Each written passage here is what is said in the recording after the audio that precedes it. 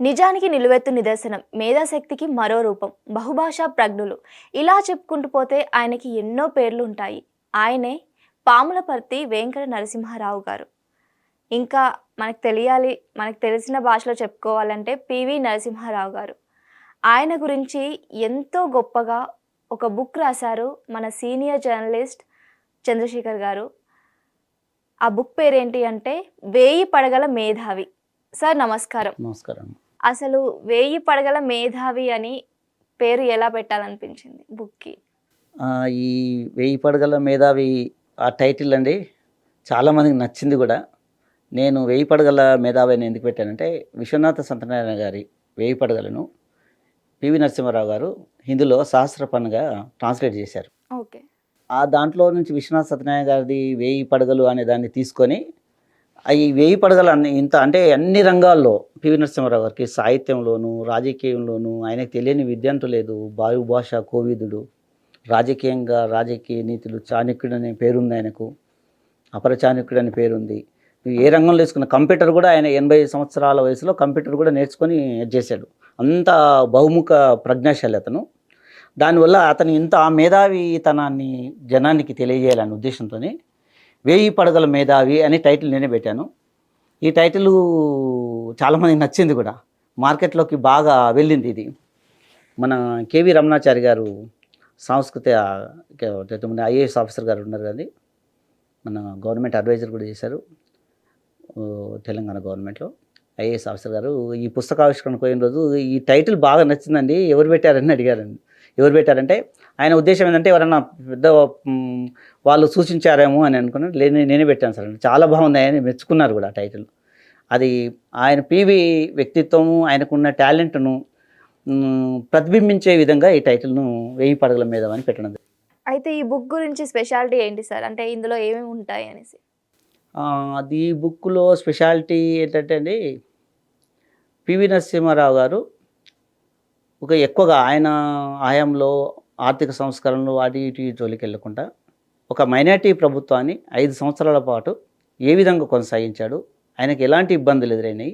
కాంగ్రెస్ లాంటి పార్టీలో ఒక 5 సంవత్సరాల పాటు ఒక ప్రైమ్ మినిస్టరును ఉండడం అనేది అది కాదు, ఆయన చిన్న విషయం కాదు. పైగా దక్షిణాది రాష్ట్రాల నుంచి మొట్టమొదటి ప్రైమ్ మినిస్టర్ అతను. అతన్ని ఏ విధంగా ఈ నార్త్ లీడర్స్ మధ్యలో కూడా ఏ విధంగా అంటే గాంధీ ఫ్యామిలీ కాకుండా ఇతరు ప్రైమ్ మినిస్టర్ అయినప్పుడు ఎలాంటి ఫేస్ చేయవలసి వచ్చింది, ఇవి తెలుసుకునాలి అని చెప్పేసి నాకు ఆసక్తి ఉండేది. అందుకోసం కొద్దిగా రీసెర్చ్ కూడా చేశాను ఆయన గురించి. సో అయితే నాకు చాలా ఆసక్తికరం, ఈయన ఏ విధంగా మైనార్టీ ప్రభుత్వాన్ని 5 ఏళ్ళు చేయడానికి ఎలాంటి ఇబ్బందులు, పార్టీ ఇంటర్నల్గా ఎలాంటివి ఎదుర్కొన్నాడు, బయట నుంచి ఎలాంటివి ఎదుర్కొన్నాడు, ఇవన్నీ నేను ఒక జర్నలిస్ట్ కనుక నాకు ఈ పొలిటికల్ రిపోర్టింగ్ చేస్తానండి. నేను పొలిటికల్ బీటే నేను మొదటి నుంచి చూసేది. దాని మీద ఆసక్తితోటి ఈయన మీద కొంచెం చేస్తే బాగుంటుంది. ఈయనది భవిష్యత్ తరాలకు ఈయన అనుభవాలు, ఈయన ఎదుర్కొన్నవి, ఈయన అపర చాణక్యుడు అని పేరుంది, ఏ విధంగా ఫేస్ చేశారో తెలుసుకున్నామని దాంతో పివి మీద ఆసక్తి కలిగిందండి నాకు.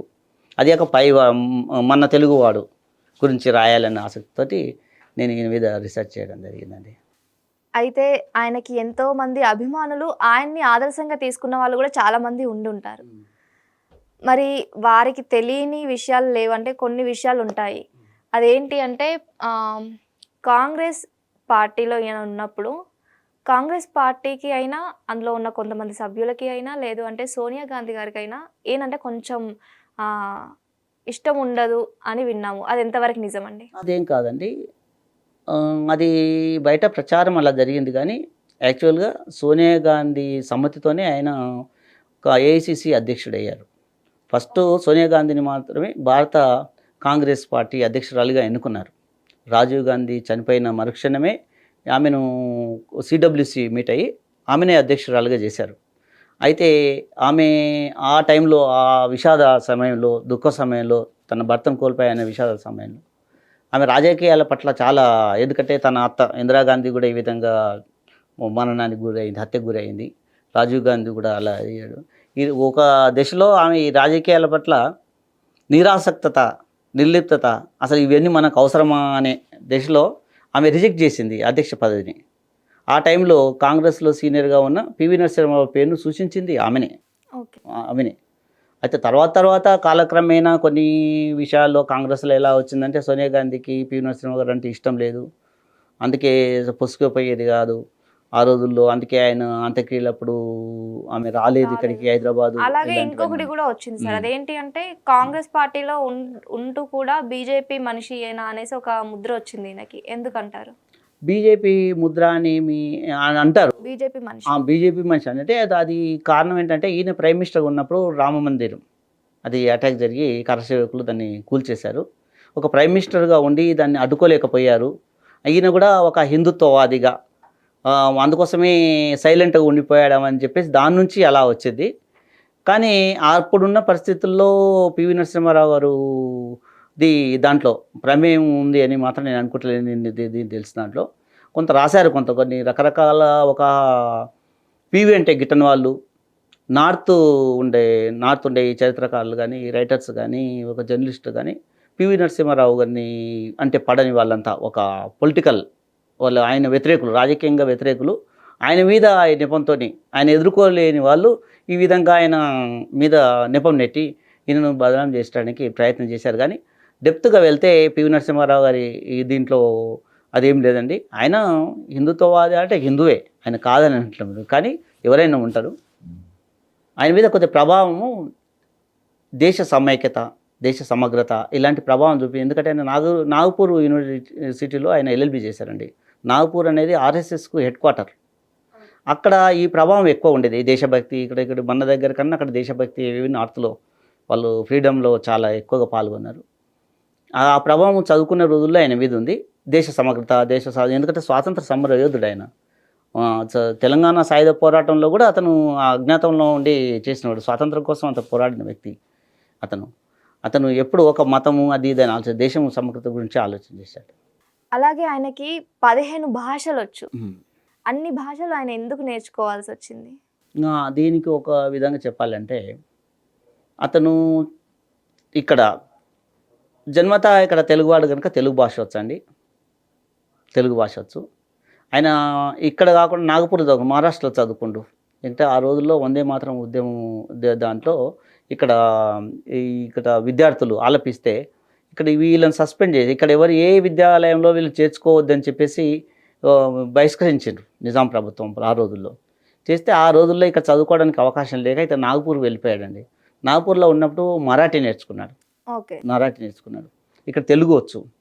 అక్కడ నుంచి అతను మరాఠీ అంటే కొద్ది హిందీకి దగ్గర ఉంటుంది, నార్త్లో ఉన్నాడు కనుక అతను హిందీ మీద పట్టుంది తనకు.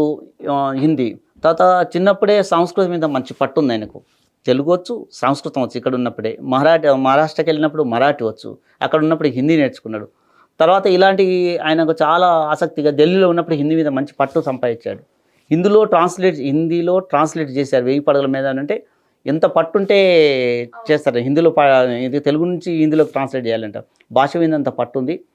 తర్వాత ఒకసారి జెనీవాలో మీటింగ్ జరిగింది. అక్కడ మీటింగ్లో ఇతను స్పానిష్లో మాట్లాడాడు.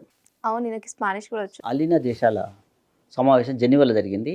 ఆ టైంలో అక్కడ స్పానిష్లో ప్రసంగించారు. అందరూ ఆశ్చర్యచకితులయ్యారు, ఈయన స్పానిష్లో మాట్లాడేవి ఇండియా నుంచి వచ్చి అని చెప్పేసి. ఆయన అక్కడికి వెళ్తున్న అప్పుడే ముందు రోజే ఆయన ఒక నెల రోజుల ముందు నుంచే ప్రాక్టీస్ చేశాడని చెప్తారు. నేను చదివినప్పుడు నెల రోజుల నుంచి చేసుకొని ఆడ ప్రసంగించే స్థాయికి చేరుకున్నాడు. అంటే ఆయనకు ఏదన్నా పట్టుదలతో ఏదన్నా నేర్చుకోవాలంటే ఇంకా ఆయన ఎంత కఠోర శ్రమ చేసి ఉంటాడో. అదే స్పానిష్ లాంటి ఏదైనా హిందీ మాట్లాడవచ్చు, ఉర్దూ మాట్లాడవచ్చు, ఇవన్నీ ఈజీ. ఎందుకంటే మనం ఈ చుట్టుపక్కల మనము పక్క వాళ్ళు మాట్లాడతారు కదా తెలుసుకొని. స్పానిష్ మాట్లాడే వాళ్ళు ఎవరు ఉండరు కదా ఇండియాలో. అయినా కూడా ఆయన అలాంటి అంత శ్రమ పడేవాడు ఏదైనా ఉంటే. అందుకే ఏం చెప్పాను నేను ఇంతకుముందు, 83 ఏళ్ళ వయసులో కంప్యూటర్ నేర్చుకున్నాడు ఆయన. ఒక కాకినాడ నుంచి ఒక ఆపరేటర్ని పిలిపించుకొని అక్కడ ఢిల్లీలో ఉండి ఆయన పుస్తకాన్ని ఇన్సైడర్ రాసేటప్పుడు ఆయన పుస్తకాన్ని ఆయనే టైప్ చేసుకున్నాడు. మొండి పట్టు అంటారు దాన్ని. ఆయన అదే అసలు అప్పుడు ఒక దశలో ఏమన్నారంటే అతనికి ఏజ్ రీత్యా ఒక చేతులకు ఎక్కువగా శ్రమ ఇవ్వద్దని, అంటే పెరాలసిస్ టైప్లో వేళ్ళ మీద శ్రమ పెడితే అలా వస్తుంది, మీరు చేయొద్దని కూడా చెప్పారు అన్నట్టు. చేయి లాగడం అలాంటి అంటే డాక్టర్ సజెస్ట్ చేశారు. ఆయన కూడా వినకుండా ఆయన అదే చేతితో అదే వేళ్ళతోని కంప్యూటర్ టైప్ చేసేవాడండి. అలాగే పివి నరసింహారావు గారికి తెలుగు సాహిత్యం పైన కూడా ఎక్కువ పట్టు ఉందని చెప్పారు. దాని గురించి మీరు కాస్త వివరిస్తారా? అతడు ఇక్కడ పోలీసు చర్య ఇక్కడ అంటే ఈ మనకు 1947లో స్వాతంత్రం వచ్చిన తర్వాత మనకు తెలంగాణ ప్రాంతానికి ఈ నిజాము ఆధీనంలో ఉన్న హైదరాబాద్ సంస్థానం ఆధీనం కాలేదు. పోలీస్ చర్య ద్వారా అయింది. పోలీస్ చర్య ద్వారా అయిన తర్వాత సెప్టెంబర్ 17 సెప్టెంబర్ 1948లో అయిన తర్వాత ఇతను అక్కడ వెళ్ళిపోయాడు. ఎక్కడికి వరంగల్ వెళ్ళిపోయి కాకతీయ అనే పత్రిక పెట్టారు. కాకతీయ అనే పత్రిక ఇతనే మొత్తం ఉండి పాములపర్తి సదాశివరావు గారు అని చెప్పేసి ఆయన మిత్రుడు, వీరిద్దరు కలిసి ఆ పత్రిక నడిపారు. అందులో ఆయన సంపాదకుగా ఉన్నాడు. ఆయన వ్యాసాలు రాశారు.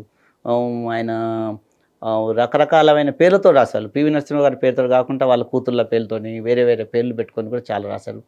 ఆ రోజుల్లో ఈయన రాసిన సాయుధ పోరాట టైంలో, తెలంగాణ సాయుధ పోరాట టైంలో గొల్ల రామప్ప అది ఆ కథ రాశాడు ఆయన.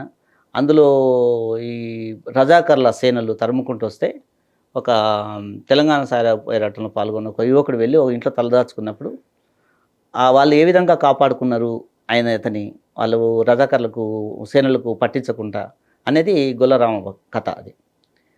అందులో ఉన్న అతనే పివి నరసింహారావు అనే ఒక మాట ఉంది, కొంతమంది చెప్పుకుంటారు. ఆ పాత్ర ఆయనదే, కాకపోతే వేరే పాత్రల పేరు పెట్టి అట్లా రాశారు. ఇతనే అలాంటి అనుభవం ఎదుర్కొన్నాడని కూడా చెప్తారండి. అలాగే ఇప్పుడు మనకి ఏదైనా మాట్లాడుకోవాలంటే ఇండియా మన భారతదేశానికి స్వాతంత్రం తర్వాత, స్వాతంత్రం ముందు అని మాట్లాడుకుంటారు. అలాగే మన ఎకానమిక్ సిస్టమ్ పరంగా చూసుకుంటే ఫస్ట్ పివి నరసింహారావు గారు ఎకానమీ ప్రైమ్ మినిస్టర్ అయిన తర్వాత అవ్వకముందు అని చెప్తారు. ఆయన పాత్ర ఎలా ఉండేది ఆర్థిక శాఖ మంత్రిగా? అతను పివి నరసింహారావు గారి దాని మీద ఆయన పరిపాలనలో ఆర్థిక సంస్కరణల మీద నేను ఎక్కువగా రీసెర్చ్ చేయలేదండి. నేను ఎక్కువ చేసింది పొలిటికల్ దాని మీద చేశాను. అయినప్పటికీ కూడా దేశం అప్పుడు ఆ పివి నరసింహారావు గారు ఆ బాధ్యతలు స్వీకరించే టైపు దేశం చాలా ఆర్థికంగా చాలా కుంగిపోయి ఉంది, అప్పుల పాలైంది. అతను బంగారం తాకట్టు పెట్టి ఆ రోజుల్లో దేశంలో ఉన్న బంగారం తాకట్టు పెట్టి దేశ ఆర్థిక పరిస్థితిని సరళీకృత విధానాలు తీసుకొచ్చింది. మన్మోహన్ సింగ్ లాంటి ఆర్థికవేత్తను ఒప్పించి అతను తన మంత్రివర్గంలో ఫైనాన్స్ మినిస్టర్గా చేర్చుకున్నాడు. అదే పివి నరసింహారావు గారి మీద ఎంత అభిమానం ఉంటే మీరు బుక్ రాశారో తెలుస్తుంది. అయితే పివి నరసింహారావు గారిని మీరు ఎప్పుడైనా వ్యక్తిగతంగా కలిశారా? కలిశానండి. నేను 86 నుంచి జర్నలిస్ట్గా ఉన్నాను. పివి నరసింహారావు గారు 91లో ప్రైమ్ మినిస్టర్ అయ్యారు. 91 నుంచి 92 వరకు నేను మహబూబ్నగర్లో ఉన్నాను. ఆ టైంలో అతను ప్రైమ్ మినిస్టర్ అయినప్పుడు ఆయన రాజ్యసభ మెంబర్ కానీ పార్లమెంట్ మెంబర్ కానీ కాదు. ప్రైమ్ మినిస్టర్ అయిన తర్వాత అక్కడ నంద్యాలలో రిజైన్ చేయించి ఒక ఎంపీని రిజైన్ చేయించి అక్కడ నుంచి పోటీ చేశారు. బై ఎలక్షన్ వచ్చింది అక్కడ. ఆ టైంలో నంద్యాల కాన్స్టిట్యున్సీలో పార్లమెంట్ కాన్స్టిట్యున్సీ పరిధిలోకి వస్తుంది నల్లమల్ల ఫారెస్ట్. ఓకే. ఆ నల్లమల్ల ఫారెస్ట్లో ఉన్న ఆ పోలింగ్ సందర్భంగా ఆ రోజుల్లో నక్సల్స్ ఓట్లను బహిష్కరించండి అని పిలిపించేవాళ్ళు. ఈ ప్రభావం ఓట్ల బహిష్కరణ ప్రైమ్ మినిస్టర్ల పోటీ చేస్తున్న దగ్గర ఓట్ల బహిష్కరణ పిలుపు నక్సల్స్ నుంచి రాకూడదనే ఉద్దేశంతో పోలీసు వాళ్ళు నల్లమల్ల మొత్తం జల్లెడబట్టారు. మొత్తం నక్సల్స్ను గాలించడం మొదలుపెట్టారు. ఆ టైంలో నేను మహబూబ్నగర్ రిపోర్టర్గా ఉన్నాను. మహబూబ్నగర్ పరిధిలోకి వస్తుంది నల్లమల్ల ఫారెస్ట్. అక్కడ ఏరియాలో అక్కడ కూంబింగ్ ఆపరేషన్స్ అవి ఇవి జరుగుతున్నప్పుడు అక్కడ పివి నరసింహారావు ఎన్నికల్లో నిలబడ్డప్పుడు అక్కడ కూంబింగ్ ఆపరేషన్ జరిగింది. ఆ వార్త కవర్ చేయడానికి నేను నల్లమల్ల ఫారెస్ట్కి వెళ్ళాను. అక్కడ వెళ్ళి ఆ వార్తలను కవర్ చేసాను. అక్కడ మొత్తం కవాతు మొత్తం సైన్యం దింపినట్టు దింపారు ఆ రోజుల్లో. ఎందుకంటే ప్రైమ్ మినిస్టర్ పోటీ చేస్తున్న కాన్స్టిట్యున్సీ దేశం మొత్తం యావత్తు చూస్తుంది నంద్యాలలో ఏమవుతుందని. ఆ టైంలో ఈ నక్సల్స్ ప్రభావం ఎక్కువ ఉండే 91 ప్రాంతంలో. నల్లమలలో మరీ వాళ్ళకు డెన్ను మాదిరిగా ఉండే నక్సల్స్కు. ఆ టైంలో అక్కడికి వెళ్ళినప్పుడు పివి గారి గురించి నేను రాశానండి. అప్పటి నుంచి నాకు పివి గారి గురించి ఇంత ప్రాధాన్యత, దేశ ప్రధానిగా ఉన్నారు. ఆయన పోటీ చేస్తున్నప్పుడు మొత్తం దేశం యావత్తు ఇక్కడ నంద్యాల వైపు చూస్తుంది. ఆయన పోటీ చేసినప్పుడు తెలుగుదేశం పార్టీకి అధ్యక్షుడు మన ఎన్టీ రామారావు గారు ఒక తెలుగువాడు పోటీ చేస్తున్నప్పుడు మేము పోటీ కూడా పెట్టమని అన్నారు. అక్కడ ఆయన అనౌన్స్ చేశాడు, నేను పోటీ పెట్టను, మన తెలుగువారి మన సౌత్ నుంచి ప్రైమ్ మినిస్టర్గా వచ్చే అవకాశం మన తెలుగువాడికి, పైగా దక్షిణాది నుంచి మొదటిసారి వచ్చింది కానీ పోటీ కూడా పెట్టనన్నారు.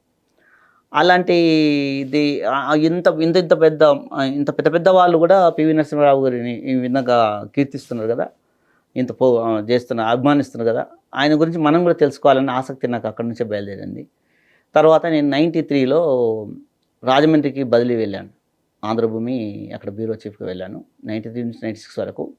నేను రాజమండ్రిలో పనిచేస్తున్నప్పుడు నేను తెలంగాణ నుంచి వచ్చానని చెప్పేసి అక్కడ వాళ్ళు జర్నలిస్టుల మధ్యలో కానీ మిగతా వాళ్ళు కానీ అబ్బో మీ వాడే ఇట్లా ప్రైమ్ మినిస్టర్ ఉన్నాడు, దేశానికే ప్రైమ్ మినిస్టర్ ఉన్నాడు అని జర్నలిస్టులు మిగతా ఎక్కడన్నా వెళ్ళినప్పుడు ఇట్లా నేను తెలంగాణ అది హైదరాబాద్ ఆ రోజుల్లో తెలంగాణ అనేవాళ్ళు పెద్దగా లేదు, కానీ ఇక్కడ హైదరాబాద్ నుంచి తెలంగాణ డిస్ట్రిక్ట్స్ నుంచి వచ్చిన అన్నప్పుడు ప్రైమ్ మినిస్టర్ ఉన్నాడు, పివి నరసింహారావు బాగా చేస్తున్నాడు. ఆ రోజుల్లో అక్కడి వాళ్ళు పొగుడుతుంటే నాకు ఎంతో గర్వంగా ఫీల్ అయ్యేవాడిని. మన ప్రాంతం వాడు ప్రైమ్ మినిస్టర్ అయినప్పుడు ఇక్కడి వాళ్ళు కూడా ఆంధ్ర వాళ్ళు బాగా తెలివితేటలు ఉన్నవాళ్ళు అని అంటే వాళ్ళు అనుకుంటారు మామూలుగా. కానీ తెలంగాణ వాడు దేశానికే ఒక ప్రైమ్ మినిస్టర్ అయిపోయి దక్షిణాది నుంచి మొట్టమొదటిగా అయిపోయి ఈయనకి ఇంత అది ఉంది అని చెప్పేసి నాకు అప్పటి నుంచి ఇంకా ఆసక్తి. ఆయన ఏ వార్తలు వచ్చినా నేను పేపర్లో చదివాన్ని, అలాంటి పొలిటికల్గా ఆయన ఎలాంటి ఇబ్బందులు ఎదుర్కొంటున్న ఆసక్తిగా ఉండేవాడిని. ఆయన సంబంధించిన వార్తలన్నిటినీ పేపర్లో వచ్చినప్పుడు నేను కట్ చేసి పెట్టుకునేవాడినండి నేను బుక్లో. అట్లా అది ఏదైనా ఎన్నడన్నా ఫ్యూచర్లో ఏదైనా ఆయన గురించి రాయడానికి వచ్చినప్పుడు వ్యాసాలు రాయడానికి ఉపయోగపడుతుందని చెప్పేసి ఆ రోజు నుంచి ఆసక్తి. సో అవన్నీ కూడా ఇప్పుడు ఉపయోగపడ్డాయి సార్ ఈ బుక్? ఉపయోగపడి నేను ఈ బుక్ రాసేటప్పుడు అవి చాలా ఉపయోగపడ్డాయి. నేను సగం అందులో ఉన్న ఆ రోజుల్లో పత్రికల్లో వచ్చిన వార్తా కథనాలే దానికి కొద్దిగా నాకు సహాయపడ్డాయి. మళ్ళీ నేను రాసేటప్పుడు కూడా మళ్ళీ ఇంకొద్ది దానికి క్రాస్ చెక్ చేసుకోవడానికి మిగతా పత్రికలను కూడా ఈ పత్రికలు ఇలా వచ్చింది నిజమైన వాస్తవం కాదని నేను చెక్ చేసుకున్నాను. అది సూపర్ సార్. అసలు ఎవరికైనా పివి నరసింహారావు గారి గురించి అప్పుడు ఏం జరిగింది అనేది తెలుసుకోవాలంటే ఈ బుక్ చూస్తే తెలుస్తుంది. అంటే మొత్తం లేకున్నా కూడా మొత్తం మీద అయితే కొంత ఇంపార్టెంట్ పాయింట్స్ అన్ని కూడా కవర్ చేశారు. చేశాగని అనుకుంటున్నాను. వారి ఫ్యామిలీ నుంచి మీకు హెల్ప్ ఎలా అందిందంటారు? చాలా అండి. నేను 2020లో కరోనా టైంలో మా ఆంధ్రభూమి ప్రింట్ మీడియాలన్నీ అయిపోయినండి, పత్రికా కార్యాలయాన్ని. ఎందుకంటే పత్రికలు ఒకరి నుంచి ఒకరికి కరోనాలో వ్యాప్తి చెందుతుంది అన్నప్పుడు పేపర్లు ప్రింట్ తీసుకునేవాళ్ళు కాదు, న్యూస్ పేపర్లు కొనేవాళ్ళు కాదు, ఏవైనా టీవీల మీద ఆధారపడేవాళ్ళు. ఆ రోజుల్లో పత్రికలు బంద్ అయినాయి, లాక్డౌన్ ఉంది. ఆ టైంలో మా నేను ఆంధ్రభూమిలో పనిచేసేవాడినండి. అప్పుడు పత్రిక మొదలుపెట్టేటప్పుడు నేను ఆంధ్రభూమికి బ్యూరో చీఫ్గా ఉన్నాను. ఆ టైంలో నేను ఇంటి దగ్గర ఉన్నాను. ఆ టైంలో నేను ఇంటి దగ్గర ఉండి ఖాళీగా ఉండడానికి ఇవన్నీ వ్యాసరూపకంగా ఇవ్వాలని చెప్పేసి పివి నరసింహారావు గురించి ఫేస్బుక్లో రాయడం మొదలుపెట్టాను. ఆ రాస్తున్న క్రమంలోనే నేను వరంగల్లో పనిచేశాను 2000 నుంచి 2007 వరకు. వరంగల్లో పనిచేసేటప్పుడు పివి నరసింహారావు గారు బ్రదర్ ఉన్నారు, పివి మనోహరరావు గారని. పివి మనోహరరావు గారి కుమారుడు పివి మదన్ మోహన్, అతను ఆల్ ఇండియా రేడియో రిపోర్టరు. అతను నాకు చాలా స్నేహితుడు. ఆయన దగ్గరికి ఎప్పుడు పోయినా కూడా మాట్లాడేటప్పుడు ఏదో సందర్భంలో ఏదో టాపిక్లో పివి నరసింహారావు గారు ఉన్నప్పుడు అలా చేసేది, ఇలా చెప్పేది, మాటల సందర్భంగా చాలా విషయాలు వాళ్ళ ఫ్యామిలీలో ఏ విధంగా చూసేది, అవన్నీ విషయాలు నేను కనుక్కునేవాను. ఆ సందర్భంలోనే నాకు ఒక విషయం తెలిసింది. పివి నరసింహారావు గారు ఊర్లో వంగర వాళ్ళది, వంగరలో వ్యవసాయం చేసేవాళ్ళు. ఆ రోజుల్లో కరెంటు లేవన్నట్టు. ఆయన చిన్న రోజులు ఆయన ఉన్న రోజులు కరెంట్ లేదు. ఆయిల్ ఇంజన్ల మీద డీజిల్ తోటి నచ్చేవి ఆయిల్ ఇంజన్లో. ఆయిల్ ఇంజన్ నడుస్తున్నప్పుడు ఆ రిపేర్ కోసం ఎక్కడి నుంచి రావాలంటే హన్మకొండ నుంచి రావాలి. హన్మకొండ దూరం అది ఇక్కడ వాళ్ళ ఊరికి. మెకానిక్ లేనప్పుడు వీళ్ళు ఆయిల్ ఇంజన్స్ కొన్నప్పుడు వచ్చే బుక్ బ్రోచర్ ఉంటుంది కదండి, అందులో దాని గురించి ఆ బుక్ చదివి ఆయిల్ ఇంజన్ రిపేర్ చేసేవారట పివి నరసింహారావు గారు. సందర్భంలో ఇట్లా మాట్లాడుతున్నప్పుడు తెలిసింది, అబ్బా ఈయన ఇంత అంటే సాహిత్యపరంగానే రాజకీయంగా కాకుండా మెకానిక్ కూడా ఆయన ఇంజన్ అతనే బాగా చేసి ఆయిల్ ఇంజన్ నడిపించారట. అయితే మెకానిక్ కోసం ఎదురు చూడకుండా అంత మల్టీ టాలెంటెడ్ అండి ఆయన. నాకు అట్లా ఆసక్తి కలిగి చాలా విషయాలు నేను అడిగి కనుక్కున్నాను. తర్వాత నేను వ్యాసాలు పరంపర రాస్తున్న మధ్యలోనే నేను అంతవరకు ఎప్పుడు కూడా పివి వాణిదేవ్ గారిని వాళ్ళ కూతుర్ని కలవలేదు. నేను ఈ వ్యాసాలు రాసేటప్పుడు వాళ్ళ బ్రదర్ను కలిశాను ఒక ఫంక్షన్లో. తర్వాత వాళ్ళ బ్రదరు వాళ్ళ అబ్బాయి ఏమో నాకు స్నేహితుడు.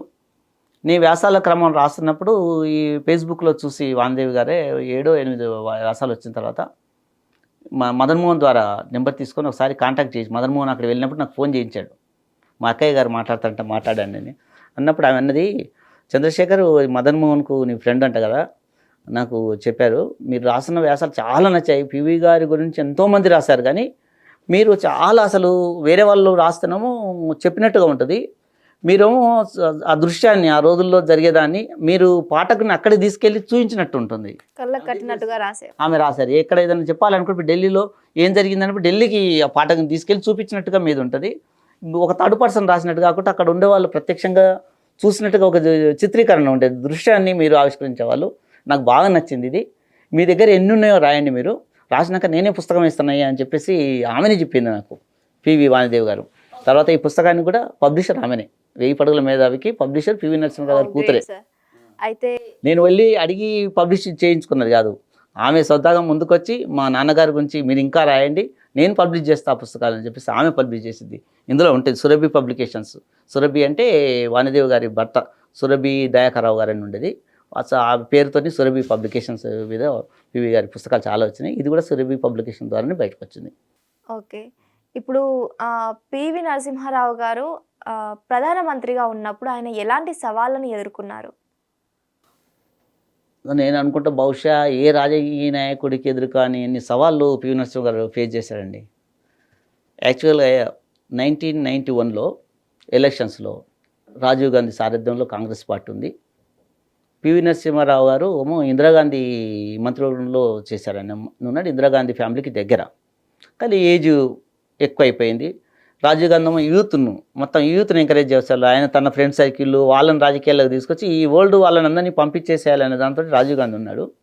ఆ టైంలో పివి నరసింహారావు గారికి టికెట్ ఇవ్వలేదు 91లో. కాంగ్రెస్ పార్టీ పివిని వద్దనుకుంటున్నదన్న ఒక మార్క్ తీసుకొచ్చిందా ఇలాంటి? వద్దని అనుకున్నది కానీ ఈయన యూత్ను ఎంకరేజ్ చేయాలి రాజకీయాల్లోకి. ఏజ్డ్ అయిన వాళ్ళు రాజకీయంగా విశ్రాంతి తీసుకుంటే కొత్త యూత్ రావాలి. రాజీవ్ గాంధీ మెంటాలిటీ అది ఏంటంటే యూత్ రావాలి, యూత్ని ఎంకరేజ్ చేయాలి, పాలిటిక్స్లోకి రావాలి. ఎందుకంటే ఆయన రాజీవ్ గాంధీ కూడా యువకుడుగా ఉన్నప్పుడే రాజకీయాల్లోకి వచ్చాడు కనుక పాత తరం వాళ్ళ అనుభవాలు తీసుకొని కొత్త రక్తాన్ని రాజకీయాల్లో ఇంజెక్ట్ చేయాలనే ఉద్దేశంతో పివి నరసింహారావు ఏం చెప్పారంటే, మీ అనుభవాన్ని మేము రాజ్యసభకు తెచ్చుకుంటాం, మీరు పార్లమెంట్ సభ్యుడిగా ఏమొద్దు, మీకు రాజ్యసభ ద్వారా పెద్దల సభలో అది పెద్దలే ఉండాలి, అందులో మిమ్మల్ని నేను రాజ్యసభకు తెచ్చుకుంటాను, ఈసారి టికెట్ ఇవ్వడం లేదు. గతంలో మీరు మహారాష్ట్ర నుంచి ఎంపీగా ఉన్నారు, రామ్టెక్ నుంచి కూడా ఎంపీగా ఉన్నారు, మహారాష్ట్రతో మీ సంబంధాలు ఎక్కువ ఉన్నాయి, అక్కడ విద్యాభ్యాసం జరిగింది, తర్వాత రాజకీయాల నుంచి అక్కడ నుంచే ప్రవేశం చేశారు, అక్కడ నుంచి ఎంపీగా అయ్యాడు, అక్కడ నుంచే సెంట్రల్ మినిస్టర్ అయ్యారు కనుక మీరు మహారాష్ట్రకి వెళ్ళండి ప్రచారానికి, వీళ్ళకి తోడ్పడండి. అప్పుడు మహారాష్ట్రకి వెళ్ళాడు. యాక్చువల్గా ఆయన లేడు అసలు రాజకీయాల్లో, అప్పుడు రావాలని అన్ఎక్స్పెక్టెడ్గా జరిగింది ఆయనది. ఆ టైంలో ఆయన ఎంపీ కాదు, ఆయన ప్రైమ్ మినిస్టర్ అయినప్పుడు ఎంపీ కాదు, పార్లమెంట్లో మెంబర్ కాదు, రాజ్యసభలో మెంబర్ కాదు, కనీసం సిడబ్ల్యూసీ మెంబర్ కూడా కాదు ఆయన. ఆ టైంలో అనూహ్యంగా ఆయనకు రాజీవ్ గాంధీ చనిపోయిన తర్వాత కాంగ్రెస్లో పెద్దవాళ్ళు ఎవరున్నారు, అనుభవజ్ఞ ఎవరున్నారు, ఎక్స్పీరియన్స్ ఎలా ఉన్నాడు, ఇలాంటి పరిస్థితుల్లో విపత్కరమైన పరిస్థితుల్లో ఈ కాంగ్రెస్ పార్టీని ముందుకు ఎవరు తీసుకెళ్తారు అనే దాంతో పివి నరసింహారావు పేరు తెరపైకి వచ్చిందండి. ఓకే. మొదట రాజీవ్ గాంధీ చనిపోగానే సోనియా గాంధీని కాంగ్రెస్ అధ్యక్షురాలుగా ఎన్నుకున్నారు. ఆ టైంలో ఆమె పూర్తి విషాదంలో మునిగిపోయింది. తన అత్త ఇందిరాగాంధీ కూడా ఆ విధంగా హత్యకు గురైపోయింది. తర్వాత రాజీవ్ గాంధీ కూడా ఈ విధమైన మరణంతో ఆమెకు ఒక రాజకీయాలంటేనే ఒక అది ఇలాంటి వాటికి అవసరమో మనకు అనే విరక్తి కలిగింది. అందుకోసము నేను ఇంత విషాదంలో మునిగినప్పుడు నేను ఈ అధ్యక్ష పదవి తీసుకొని, కాంగ్రెస్లో మహామహులు ఉన్నారు, వాళ్ళు ముందుకు తీసుకెళ్ళండి, కావాల్స్తే నేను ఉంటా, ఒక కార్యకర్తగా ఉంటా, మీకు సపోర్ట్గా చేస్తాను, మోరల్గా మేము ఉంటాను, కానీ నేను ఉన్న అధ్యక్ష తీసుకోనని రిజెక్ట్ చేసింది. ఆ టైంలో చూశారు. ఆ టైంలో చూస్తే పివి నరసింహారావు అంత అనుభవజ్ఞులు చాలామంది కూడా ఉన్నారు, కానీ ఇందిరాగాంధీ ఫ్యామిలీతో క్లోజ్ ఉన్న వాళ్ళ దాంట్లో పివి నరసింహారావు గారికి అంత ఎక్స్పీరియన్స్ ఉండి అంత అనుభవం ఉండే వ్యక్తి ఎవరు కనిపించలే వాళ్ళకు. అతన్ని పివి నరసింహారావును ఏకగ్రీవంగా ఎన్నుకోవడానికి నార్త్ లీడర్స్ కూడా ముందుకొచ్చారు. అర్జున్ సింగ్ ముందుకు వచ్చారు, పివి నరసింహారావు పేరు చేశారు, వసంత్ సాటే ఆ రోజుల్లో, హెచ్కేఎల్ భగత్, వీళ్ళందరూ ఏం పివి నరసింహారావు అయితే బాగుంటుందని. ఈవెన్ మహారాష్ట్ర నుంచి కూడా మద్దతు. పివి నరసింహారావు మహారాష్ట్ర నుంచి ఎంపీ కావడం, అక్కడ నుంచి సెంట్రల్ మినిస్టర్ కావడంతో ఎస్బి చవాన్ ఆ రోజుల్లో, ఎస్బి చవాన్కు కూడా ఈయనకు అలాంటి సపోర్ట్ దొరికింది. అక్కడ నార్త్ వాళ్ళు కూడా ఈయన సపోర్ట్ చేశారు. ఫస్ట్ అసలు పివి నరసింహారావుని అధ్యక్షునిగా చేయాలి, కాంగ్రెస్ అధ్యక్షుని ప్రపోజల్ ఎక్కడి నుంచి చేసిన మన దగ్గర నుంచి రాలే, వెస్ట్ బెంగాల్లో ఉండే సిద్ధార్థ్ రే నుంచి ఆయన చేశాడు. పివి నరసింహారావుని ఎన్నుకోండి, ఈ టైంలో సోనియా గాంధీ వద్దనుకుంటే ఈయన చేయండి అని చెప్పేసి అక్కడి నుంచి ప్రపోజల్ వచ్చింది. ఆ రోజుల్లో కర్ణాటకలో బంగారప్ప ఉన్నాడు, మన దగ్గర నెదురుమల్లి జనార్దన్ రెడ్డి ముఖ్యమంత్రిగా ఉన్నాడు, బంగారప్పను కర్ణాటక ఉన్నాడు, కరుణాకరన్ కాంగ్రెస్లో సీనియర్ లీడర్ కేరళలో ఉన్నారు ఆ రోజుల్లో. వీళ్ళందరూ సౌత్ వాళ్ళు ఇక్కడ నుంచి పివి నరసింహారావు అయితే బాగుంటుందని వీళ్ళు కూడా చెప్పారు. ఎందుకంటే దక్షిణాది నుంచి దేశ స్థాయిలో కాంగ్రెస్ అధిష్టానంలో అంత ప్రముఖుడు ఎవరు లేరు, వీళ్ళ గాడ్ ఫాదర్ వాళ్ళకు. అటు నుంచి ఇటు నుంచి సౌత్ నుంచి వీళ్ళంతా ఓకే అయింది, నార్త్ నుంచి కూడా వాళ్ళకి సపోర్ట్ బాగా వచ్చింది. దాని నుంచి పివి నరసింహారావు ఏకగ్రీవంగా ఎన్నుకోవడానికి ఈ అర్జున్ సింగ్ లాంటి వాళ్ళు కూడా ముందుకు వచ్చి చేశారు. ఒకే ఒక ఎవరంటే శరద్ పవార్ వ్యతిరేకించారు ఆ రోజుల్లో. కాకపోతే ఆ శరద్ పవార్కు సపోర్ట్ లభించలేదు. తన మహారాష్ట్రలో ఉన్న లీడర్స్తోనే ఆయన సపోర్ట్ లభించలేదు. దానివల్ల ఆయన ఈజీగా అయ్యిందండి ఎన్నిక. ఓకే.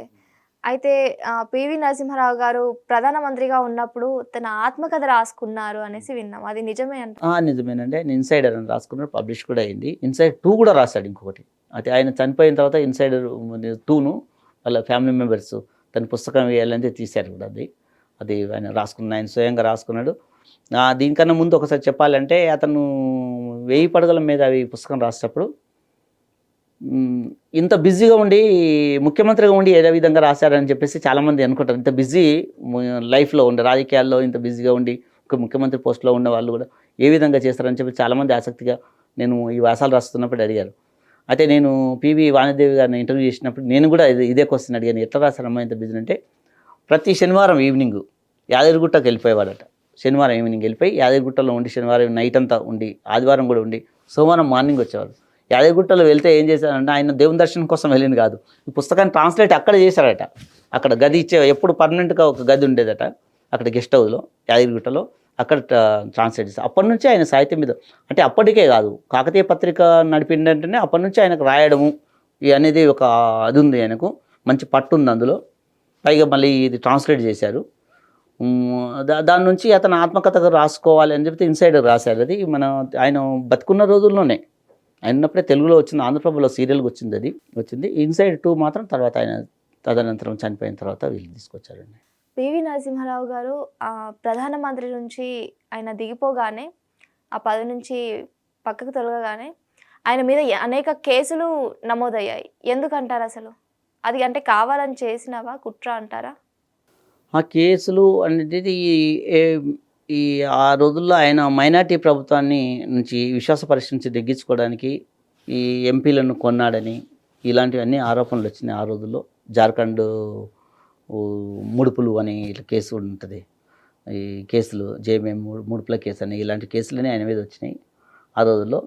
అయితే తర్వాత అతన్ని మీద వీటిపైన విచారణ దిగిపోయిన తర్వాత ఈ కేసులు అంటే కోర్టులో ఒక పట్టాన తేలేవు కదా ఈ కేసులు, ఆయన దిగిపోయిన తర్వాత ఈ కేసులు అవి వచ్చినప్పుడు అతను ఆయనకు చాలా ధీటుగా ఎదుర్కొన్నాడు. ఆయన నిర్దోషిగానే తేలిండి ఎక్కడ అంటే ఆయనకి శిక్ష ఏం పడలేదండి. అంటే ఎవరు చేశారు అసలు, ఎందుకు చేశారు ఇదంతా కూడా? ఒక విధంగా చెప్పాలంటే కొంత అంటారు, అది మనకేమీ సాక్ష్యాలు దొరకపోవచ్చు, కానీ కాంగ్రెస్లోనే ఉన్న పివి ప్రత్యర్థులు కొంతమంది ఈ కూడా దీనికి పడగిట్టని వాళ్ళు వాళ్ళు కూడా కొద్ది ఈ కేసులు వెనకాల ఉన్నారు ఆ రోజుల్లో అని చెప్పేసి అంటారు. కానీ మనకి ఎక్కడైతే సాక్ష్యాలు ఇలా దాంట్లో లభించవు. మామూలుగా మాత్రం అతని పాత్ర లేదు కానీ తేలిపోయిందండి చాలా కేసుల్లో. ఎదుర్కొన్నాడు, ధీటుగా ఎదుర్కొన్నాడు, ఆయన నిర్దోషిగా బయటకు వచ్చారు. అసలు ఒక మామూలుగా జర్నలిస్ట్ నుంచి పిఎం వరకు ఆయన ఎదిగిన తీరు ఒక ఆదర్శవంతం అని చెప్పొచ్చు. ఆయన మిమ్మల్ని ఎలా ఇన్స్పైర్ చేస్తారు? మీరు ఒక జర్నలిస్ట్ కదా, అందుకే అడుగుతున్నాను. అదే నేను చెప్తున్నాను కదండి, నేను వరంగల్లో పనిచేసినప్పుడు అక్కడ కాకతీయ పత్రిక నడిపాడు అతను. అక్కడ ఇప్పటికీ ఆ కాకతీయ పత్రికకు సంబంధించింది ఇప్పటికీ చర్చించుకుంటారు. తెలుగు పత్రికా రంగంలో కాకతీయ పత్రిక గురించి అందులో వచ్చిన ఆ రోజుల్లో వచ్చిన వ్యాసాల గురించి ఇప్పటికీ సాహితీ సమావేశాల్లో చర్చించుకుంటారు. నేను అక్కడ కాళోజీ నారాయణరావు గారు ఉన్నారండి, పివికి చాలా అత్యంత సన్నిహితులు. పాములపర్తి సదాశివరావు గారు, కాళోజీ నారాయణరావు గారు, పివి నరసింహారావు ముగ్గురు చాలా అసలు అనుబంధం వాళ్ళ మధ్యలో అది ఉండేది. అసలు ఫస్ట్ వ్యాసం నేను రాయడానికి, పివి గురించి రాయడానికి ఆసక్తి కొల్పడానికి కాళోజీ నారాయణరావు గారే కారణం. ఎందుకంటే పివి నరసింహారావు గారు పద్మవిభూషణ్ కాళోజీ నారాయణరావు గారికి ఇచ్చిన సందర్భంలో ఆ సంఘటనను నాకు ఈ వ్యాసాలు రాయాలన్న ఆసక్తికి నాకు రాయాలన్న ఆసక్తి పుట్టడానికి అదొక కారణం అండి. ప్రైమ్ మినిస్టర్గా ఉన్నప్పుడు వరంగల్ కలెక్టరేట్ ఆఫీస్కు సాయంత్రం 5 గంటలకు ఫోన్ వస్తుంది కలెక్టర్ గారికి. ప్రధానమంత్రి గారి ఆఫీస్ నుంచి మేము మాట్లాడుతున్నాము, అక్కడ కాళోజీ నారాయణరావు గారు అని ఉంటారు, ఆయనను ఎల్లుండి ఆ రోజు ఫోన్ వచ్చిన రోజు ఎల్లుండి మీరు 5 గంటలకు తీసుకొస్తే ప్రైమ్ మినిస్టర్ గారే మాట్లాడతారు, మీరు తీసుకురండి అని చెప్పేసి కలెక్టర్ గారికి ఫోన్ వచ్చిందండి ప్రైమ్ మినిస్టర్ నుంచి. ఓకే. వస్తే వీళ్ళు ఆ రోజుల్లో అంకయ్య గారు అని ఆర్డీఓ గారు అక్కడ ఉంటారు, హన్మకొండ ఆర్డీఓ. అప్పుడు ఇమీడియట్గా కలెక్టరు పివి నరసింహారావు మరి కాళోజీ నారాయణరావు గారి ఇంటి వివరాలు, ఫోన్ నెంబర్ అని కనుక్కొని నేను ఫోన్ చేసి నేను ఆర్డీఓ గారిని పంపిస్తున్నాను, మీ దగ్గర విషయాలు మాట్లాడతారు, మీ ఎల్లుండి కొద్దిగా రావాల్సి ఉంటే తీరిక చేశాను కలెక్టర్ గారు జోక్యం చేసుకొని ఆర్డీఓని పంపిస్తే ఆర్డీఓ వెళ్ళి మాట్లాడారు. ఇట్లా ప్రైమ్ మినిస్టర్ ఆఫీస్ నుంచి కాల్ వచ్చింది మీకు, మీరు ఎల్లుండి కరెక్ట్గా మేము జీప్ తీసుకొని వస్తాం, అదే టైంకు 4 గంటలకే ఒక గంట ముందు వస్తాం, వచ్చి మేము తీసుకొని వెళ్తాం కలెక్టరేట్ కదా, అక్కడికి ఫోన్ వచ్చినప్పుడు మీరు మాట్లాడాలండి అంటే అందుకు నాకెందుకు చేస్తారు, ఎందుకు అదండి కాళోజీ నారాయణ గారు ఎట్లా ఉండేదంటే నాకెందుకు వచ్చింది అట్లా నిర్లిప్తతో మాట్లాడి, లేదండి మరి అది వచ్చి మీరు రమ్మన్నారు ఉంచమన్నారు అంటే సరే అయితే వస్తాను పా అని చెప్పేసి నేను 4 గంటలకు వెళ్ళి అక్కడికి వెళ్ళి కలెక్టర్ ఆఫీస్ తీసుకొచ్చి 4 గంటలకు వచ్చి 1 గంట ముందు కూర్చోబెట్టాడు అక్కడ. 5 గంటలకు కరెక్ట్గా వచ్చింది. పివి నరసింహారావు గారు డైరెక్ట్ కలెక్టర్కి ఫోన్ చేసి ఇవ్వండి ఫోన్ అంటే ఇతనికి ఇస్తారు. అంత క్షేమ సమాచారాలు అవన్నీ తెలుసుకున్న తర్వాత నెక్స్ట్ కాళోజీ అని పిలిచేవారు తన మిత్రుని. ఒకసారి సభలో కూడా చెప్తారు, కాళోజీని అందరూ కాళోజీ నారాయణరావు గారు సారు అవి అంటే ఏమన్నాడు, నా మిత్రుడు కనుక కాళోజీ అని మాట్లాడతానని నేను పివి నరసింహారావు గారు కూడా ఒక సభలో అయిపోయారు. కాళోజీ నారాయణరావుతో మాట్లాడుతూ నేను ఒక విషయము నువ్వు వద్దనకూడదు, నేను మీకు విషయం అడుగుతా, నేను చెప్తాను, వద్దనకూడదు, నువ్వు ఓకే అంటేనే నేను చెప్తా అని అడుగుతాడు. అందులో ఏదో చెప్పరాదా, చెప్పిన తర్వాత నేను వద్దా అవసరమా లేదా అని నేను చెప్తాను ఏంటో అని ఈయన అంటాడు. అట్లా లేదు, నువ్వు నా మాట ఇస్తాను చెప్తా, సరే నీ మాట కాదన్న మిత్రుడు కదా నేను కాదన్న చెప్పండి అంటే నీకు పద్మవిభూషణ్ ఇద్దాం అనుకుంటున్నాను, నువ్వు కాదనొద్దు అన్నాడు. అది కొద్దిసేపు ఆలోచన చేసి దానిదేముంది మంచిదే కదా అని ఇతను కాళోజీ ఒప్పుకొని వస్తాడు. ఒప్పుకొని వచ్చిన తర్వాత కాళోజీ నారాయణరావు లాంటి వాళ్ళు గవర్నమెంట్ ఇచ్చే ఒక బిరుదును తీసుకోవద్దు అని చెప్పి ఈ లెఫ్ట్ ఐడియాలజీ ఉన్న వాళ్ళు వీళ్ళందరూ వరవరరావు లాంటి వాళ్ళు పౌర హక్కుల సంఘ నేతలు తీసుకోవద్దు, అవార్డుని తిరస్కరించాలి, రాజ్యం ఇచ్చే అవార్డుని ఎలా తీసుకుంటామని చెప్పేసి పెద్ద వివాదం చేశాడు. చేస్తే ఆయన ఒక ఇంటర్వ్యూ ఇచ్చాడు. ఇస్తన్నవాడు పివి, వద్దన్నవాడు వివి అంటే వరవరరావు, ఇస్తన్నవాడు పివి ఆయన మిత్రుడే, వద్దన్నవాడు ఆయన శిష్యుడే వరవరరావు. అందుకే ఆ ఇంటర్వ్యూలో ఒక హెడ్డింగ్ పెట్టి రాశాను, ఇందులో వ్యాసంలో ఫస్ట్ వ్యాసం అదే, ఇస్తన్నవాడు పివి వద్దన్నవాడు వివి అని చెప్పేసి రాశాను. ఆ రోజు కలెక్టర్ ఆఫీస్కి రావడం ఫోన్ ఎలా వచ్చింది, వచ్చినప్పుడు ఈయనేమన్నాడు, తర్వాత ఏమన్నాడు నేను తీసుకుంటాను అదేం లేదు అని చెప్పేసి చేశాడు. అక్కడ నుంచే వ్యాసం స్టార్ట్ చేశానండి. అక్కడ నుంచి సార్ ఇప్పుడు పివి నరసింహారావు గారికి భారతరత్న వచ్చింది, చాలా మందికి అసలు తొందరగానే వస్తుంది, చిన్నపిల్లల దగ్గర చాలా మందికి వస్తుంది. పివి నరసింహారావు గారి గొప్ప మేధావులకి ఆదర్శవంతులకి లేటుగా వచ్చిందని మీకు అనిపించట్లేదా? చాలా ఆలస్యం అండి. అది యాక్చువల్గా అయితే 2004 నుంచి 14 వరకు కాంగ్రెస్ గవర్నమెంటే ఉంది. ఆ 10 ఏళ్ళ సమయంలోనే రావాలని, పైగా మన్మోహన్ సింగ్ గారు ఎవరైతే పివి నరసింహారావు గారు తీసుకొచ్చి ఆర్థిక మంత్రిగా చేశారో ఆయనే ప్రైమ్ మినిస్టర్ ఉన్నాడు. ఆ టైంలో కూడా పివి నరసింహారావుకి భారతరత్న రాలేదు. అది అందరికీ అది కాంగ్రెస్కు పార్టీకి మాయన్ మచ్చలాంటిది అది.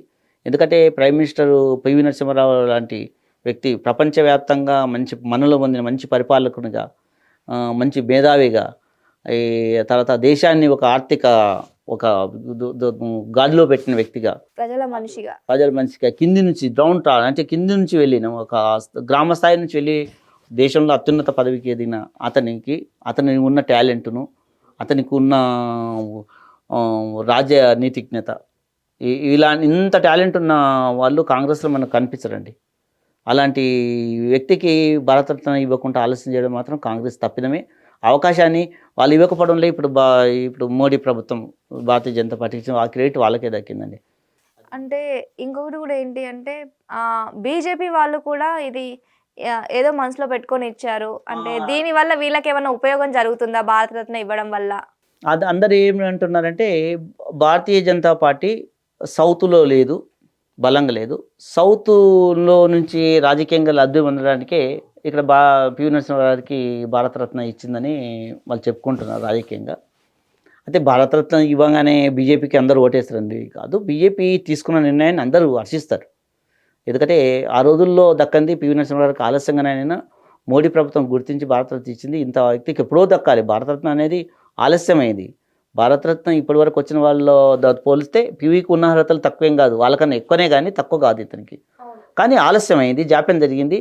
కాంగ్రెస్లో ఇచ్చే అవకాశం ఉన్నా కూడా ఇవ్వకుండా ఆలస్యం చేసింది. కాంగ్రెస్ మాత్రం అదొక చరిత్రలో ఒక మచ్చనేనండి. అది పివి నరసింహారావు గారి గురించి చాలా మందికి తెలియదు, మీరు చాలా రీసెర్చ్ చేశారు కాబట్టి ఎవరికి తెలియని విషయాలు అంటే కొంతమందికి తెలిసినవి ఇంపార్టెంట్వి కొన్ని సంఘటనలు మాకు చెప్తారా? ఒక రాజకీయంగా ఒకటి చెప్పుకోవాలంటే పివి నరసింహారావు గారు ప్రధానమంత్రి అయినప్పుడు కాంగ్రెస్ అధ్యక్షుని పదవికి, ప్రధానమంత్రి పదవికి శరద్ పవార్ పోటీ పడ్డాడు. ఓకే. ఫ్యూచర్‌లో తనకు శరద్ పవార్ గూడా ఎక్కడో చోట తనకు మైనారిటీ ప్రభుత్వంలో ఎక్కడో తన ఇబ్బంది పెట్టడానికి గురి చేస్తాడని చెప్పేసి శరద్ పవార్ లాంటి వాడిని గాలి అట్లా వదిలేయొద్దు. అట్లా చేస్తే అసమ్మతి రాజుకుంటుందేమో అని చెప్పేసి అతన్ని ఒప్పించి అప్పుడు పివి నరసింహారావు ప్రైమ్ మినిస్టర్ అయినప్పుడు శరద్ పవార్ మహారాష్ట్రలో ముఖ్యమంత్రిగా ఉన్నాడు.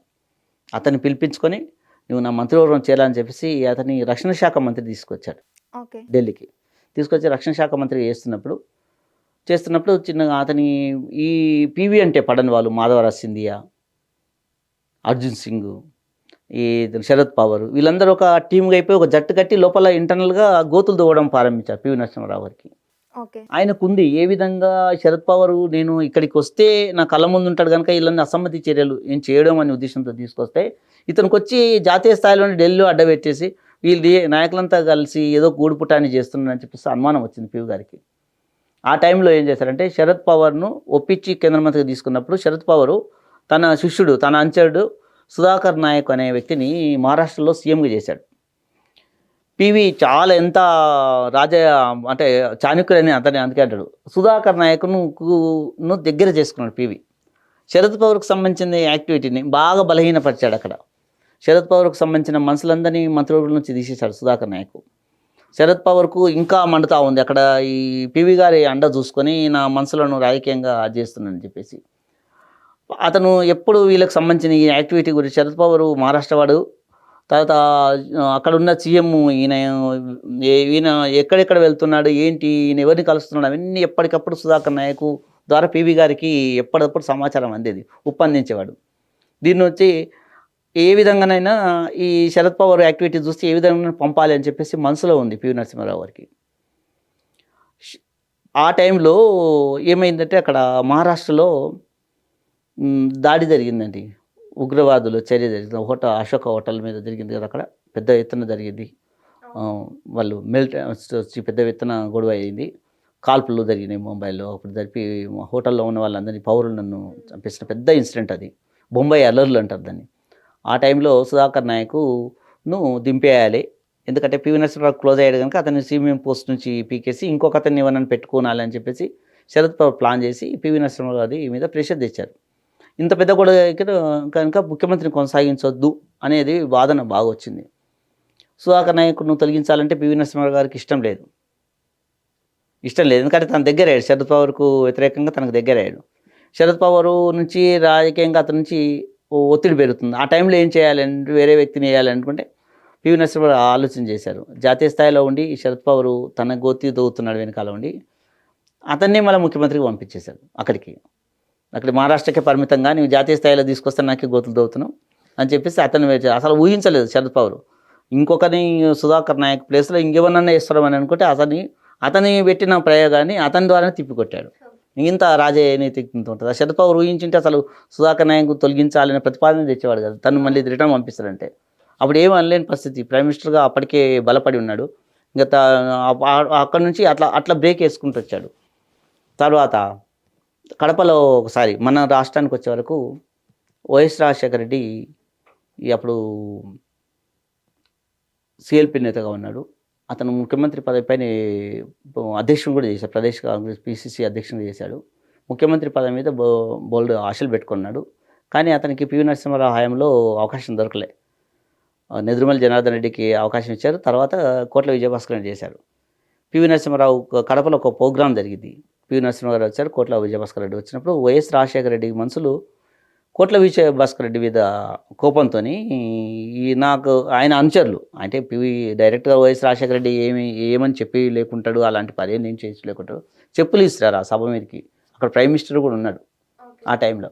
ఇచ్చినప్పుడు కోట్ల విజయభాస్కర్ రెడ్డికి చాలా కోపం వచ్చింది. ఇలా చేస్తారా ఇక్కడ వద్దు, దీన్ని ప్రైమ్ మినిస్టర్ను నేను తీసుకొని వచ్చి అక్కడ గెస్ట్గా తీసుకొస్తే ఆ సభ మీద చెప్పులు విసురుతారని చెప్పేసి కోపం వచ్చి సభ అయిపోయిన తర్వాత కడప నుంచి బెంగళూరులో ఎయిర్పోర్ట్కి వెళ్ళేటప్పుడు ప్రైమ్ మినిస్టర్ వెంబడి వెళ్ళి ఎయిర్పోర్ట్లో చిన్న కాగితం పివి నరసింహారావు గారికి పిఎస్కి అందజేశాడు. అందులో ఏముందంటే రాజీనామాది. కోట్ల విజయభాస్కర్ రెడ్డి నేను ఈ పదవిలో ఉండను, నా సమక్షంలో చెప్పులు ఇస్తారు, అక్కడ అవమానం జరిగి నేనున్న నీళ్ళు పోస్ట్ తీసుకొని అని చెప్పి రాజీనామా చేసి ఇది పివి గారికి అందజేయండి అని అంటారు. అది చెప్పేసి వచ్చేసరికి ఇక అదే తర్వాత పివి నరసింహారావు గారికి ఆ విషయం ఫ్లైట్‌లోనో ఎక్కడో మొత్తం మీద ఆ లెటర్‌ని చూసుకున్నాడు. చాలా లైట్‌గా తీసుకున్నాడు. ఇంత సీరియస్‌గా ఈయన లైట్‌గా తీసుకున్నాడు. అంత చెప్పులేసినా కూడా ఆయనేమి స్థితప్రజ్ఞుడు. ఆయనేమి ఇమ్మీడియేట్‌గా స్పందించలే. మరుసటి రోజే కార్యక్రమం గాంధీ భవన్‌లో ఉంది. మళ్ళొచ్చారు పివి నరసింహారావు గారు. వచ్చేసరికి చాలా ముభావంగా ఉన్నాడక్కడ. ఎవరు కోట్ల విజయభాస్కర్ రెడ్డి. నేను రాజీనామా చేస్తున్నా ఈయనేం స్పందిస్తలేడు, ఏం చెప్తలేడు ఆ విషయం గురించని మీటింగ్‌లోనే చెప్పాడు. రాజకీయంగా ఉన్నప్పుడు మనకు చాలా సహనం ఉండాలి. ఎన్నో ఈ ఆటుపోట్లు ఎదురవుతుంటాయి. ఎంతోమంది మన మీద రాళ్ళు విసురుతుంటాడు. కానీ ఆ విధంగా మనం సంయమనంతోని ఎదుర్కొన్నప్పుడే ఒక రాజకీయ నాయకుడు అవుతాడు. మనం ఆవేశపడి వాళ్ళు ఆవేశపడితే కాదు. నువ్వేమి అలాంటివేమి పెట్టుకోకు, నువ్వే కంటిన్యూ కా అని చెప్పేసి వెళ్తాడక్కడ. అంత అంటే తన సభ మీద చెప్పులు విసిరిన ఆ ఇన్సిడెంట్‌ను కూడా ఆయన ఎంత స్థితప్రజ్ఞతతోటి కోట్ల విజయభాస్కర్ రెడ్డికే అట్లా రాజకీయాలు అలాంటివి వద్దు అని చెప్పేసి హితవు చేస్తాడు. అలాంటి ఇన్సిడెంట్స్ ఉన్నాయండి. చాలా ఉన్నాయి అలాంటి ఇన్సిడెంట్స్. తర్వాత ఇంకొక ఇన్సిడెంట్ చెప్పాలి. 1991లో రాజీవ్ గాంధీ పివి నరసింహారావు గారికి టికెట్ ఇవ్వలేదని వాళ్ళ ఊర్లో వంగరలో గ్రామస్తులందరూ కలిపి ఎన్నికలను బహిష్కరిస్తాం, పివి నరసింహారావు లాంటి వ్యక్తికే, ఇంత స్థాయికి ఎదిగిన వ్యక్తికే మీకు టికెట్ ఇవ్వరా అని రాజీవ్ గాంధీ మీద కోపంతో ఎన్నికలను బహిష్కరిస్తామని కాలిచ్చారు ఆ గ్రామస్తులు ఆయన మీద అభిమానంతో. ఇచ్చినప్పుడు పివి నరసింహారావు గారి వాళ్ళ చెప్పాను కదా, వాళ్ళ సోదరుని కుమారుడు పివి మదన్మోహన్ ఆ రోజుల్లో ల్యాండ్ ఫోన్లు ఉండే, ఫోన్ చేసి పివి నరసింహారావు ఢిల్లీకి ఫోన్ చేసి ఇట్లా వంగరలో ఇలా నిర్ణయం తీసుకుని ఎన్నికలు బహిష్కరిద్దామని నిర్ణయం తీసుకుంటాను, మీరు ఏమంటున్నారో అడగండి అని చెప్పేసి గ్రామస్తులు మేము ఇట్లా నిర్ణయం తీసుకుని మీరేమంటున్నారో అడగమని అంటున్నాను, అందుకే నేను ఫోన్ చేసినని చెప్తాడు. చెప్తే అతను పివి నరసింహారావు ఏమన్నాడంటే, నాకు టికెట్ రాకపోవడానికి కారణాలు వేరే ఉన్నాయి, అది కాంగ్రెస్ మీద మీరు కోపం తెచ్చుకోవద్దు, కాంగ్రెస్ పార్టీ కాదు నాకు నాయకత్వం ఇవ్వకపోవచ్చు నాకు టికెట్, దాని కోపంతో మీరు కాంగ్రెస్ ఓట్లను బహిష్కరించడం అనేది మంచి నిర్ణయం కాదు. అక్కడ పెద్దపల్లి నుంచి అప్పుడు వెంకటస్వామి కాంగ్రెస్ నుంచి పోటీ చేస్తున్నాడు. ఈ కీలకమైన పోటీలో ఒకసార్లు కొన్ని 100 ఓట్లు 10 ఓట్లు కూడా కీలకమవుతాయి. ఒక గ్రామమే బహిష్కరించిందంటే ఆయనకు రేపనాడు కాంగ్రెస్ నుంచి పోటీ చేస్తున్న వెంకటస్వామి గారికి ఇబ్బంది అవుతుంది. మీరు మాత్రం అలాంటి పిచ్చి నిర్ణయం తీసుకొచ్చి కాంగ్రెస్కి ఓటేయాల్సిందే, మీరు తన టికెట్ రానప్పుడు కూడా కాంగ్రెస్కి ఓటేయమని చెప్పి అంత కమిట్మెంట్ ఉంది ఆయనకు. ఆవేశానికి గురయ్యేవాడు కాదు, చాలా సహనంతో ఆలోచించేవారు. Great sir. అసలు మొత్తంగా చూసుకుంటే 1000 పడగల మేధావి గురించి చెప్పాలంటే మీరు ఏం చెప్తారు ఇప్పుడు? పివి లాంటి అంత మన దగ్గర నుంచి అంటే ఒక తెలుగువాడు అయినందుకు చాలా గర్వపడతాను. ఒక దక్షిణాది నుంచి అంత స్థాయికి వెళ్ళి ప్రపంచ స్థాయిగా పివి నరసింహారావుకి అంత గొప్ప పేరు. ఈ మధ్యలోనే ఆయన భారతరత్న వచ్చిందంటే చాలా ఆనందపడింది. అదే రోజు ఇప్పుడు ఉన్న నమస్తే తెలంగాణలో వార్త రాశాను, అపరచానికుడు అని చెప్పేసి మళ్ళీ ఒక వ్యాసం కూడా రాశాను. ఆ రోజుల్లో ఆయన చేసిన వాటి గురించి వ్యాసం రాశాను. నాకు చాలా సంతోషం వేసింది. ఇప్పటికైనా పివి నరసింహారెడ్డి గుర్తించి గవర్నమెంట్ భారతరత్న ఇవ్వడం అంటే చాలా సంతోషకరం అండి. అలాంటి నాయకుడు చాలా అరుదైన నాయకుడు. ఈ రాజకీయాల్లో ఉండేవాళ్ళకి ఈరోజు జనరేషన్లో ఈ రోజుల్లో వర్ధమాన రాజకీయాల్లో ఉండేవాళ్ళు పివి నరసింహారావు గారి హిస్టరీ చదవాలి. ఆయన ఏ స్థాయిగా ఉన్నాడు, ఏ విధమైన సమస్యలను ఎదుర్కొన్నాడు, ఎంత పెద్ద ఉపద్రవం వచ్చినా కూడా ఆయన ఏది వెనుకోకుండా ఏ విధంగా ముందుకు సాగారు, ఆయనకున్న సహనము, ఆయనకుండే ఎత్తులు, ఇవన్నీ రాజకీయాలు ఉండే వాళ్ళకు ప్రతి ఒక్కరికి ఒక డిక్షనరీ లాంటిదండి. నేను ఆ పివి జీవిత చరిత్ర అని నేను అనుకుంటున్నానండి. రాజకీయంలో ఉన్న వాళ్ళకే కాదండి, ప్రతి ఒక్కరికి కూడా ఆయన ఆదర్శవంతులే. ఎందుకు అంటే ఆయన ప్రతి ఒక్కటి కూడా మీరు అన్నట్టు మల్టీ టాలెంటెడ్. ఆయన ఒకటి కావాలి అనుకున్నప్పుడు ఎంత కృషి చేశారు, ఎంత మొండి పట్టుదలగా ఉన్నారనేది మనకు అందరికీ తెలిసిందే. కాబట్టి అసలు పివి నరసింహారావు గారి చరిత్ర గురించి కానీ, ఆయన జీవితంలో జరిగిన సంఘటనల గురించి కానీ తెలుసుకోవాలంటే తప్పకుండా 1000 పడగల మేధావి అనే బుక్ మీరు చదవండి. అయితే నేను ఒక మాట చెప్తానండి. పివి నరసింహ గారి గురించి నాకు తెలిసింది గోరంతనేనండి. అవే రాశానండి. ఇంకా కొండంత ఉంది. చాలా అపారమైన ఒక సముద్రం లాంటిది. ఇంకా చాలా రిసర్చ్ చేయాలి. ఈ బుక్ ఒక 130 పేజీలే ఉంటుంది. కాదు, నన్ను అడిగితే ఇంకో 3000 పేజీలు కూడా వస్తుంది. అంత రిసర్చ్ చేసేంత ఉంది. వాళ్ళ దగ్గర వాణిదేవి గారి దగ్గర కానీ ఇక్కడ లైబ్రరీ ఉంటుందండి. బేగంపేటలో లైబ్రరీ ఉంటుంది. రామానంద తీర్థ వాళ్ళది ఒక లైబ్రరీ ఉంటుంది. ఆయన పివి నరసింహారావు గారు సేకరించిన పుస్తకాలు కూడా అందులో ఉన్నాయి. అందులో ఆయన గురించి తెలుసుకోవాలంటే ఇంకా రిసర్చ్ చేయాల్సింది. చాలామంది రీసెర్చ్ స్టూడెంట్స్ ఇంకా చేస్తే బాగుంటుంది అని నా అభిప్రాయం అండి. ఇంకా చాలా విషయాలు రాలేదు. నాకు తెలిసిన కాడికి పత్రికల్లో వచ్చిన వాటికి మాత్రమే నేను పరిమితమై చేశాను. వాళ్ళ ఫ్యామిలీ మెంబర్స్తో వచ్చాను. ఇంకా అపారమైన ఆయన గురించి తెలుసుకోవాల్సినంత ఉంది. అని నా అభిప్రాయం అండి. తప్పకుండా అండి. మీ వాల్యుబుల్ టైంని మాకు వెచ్చించి అసలు ఈ బుక్ గురించి కానీ, అలాగే మేధావి అయిన పివి నరసింహారావు గారి గురించి కానీ ఎంతో చక్కగా వివరించారు. థ్యాంక్ యూ అండి. ధన్యవాదాలండి మీకు కూడా.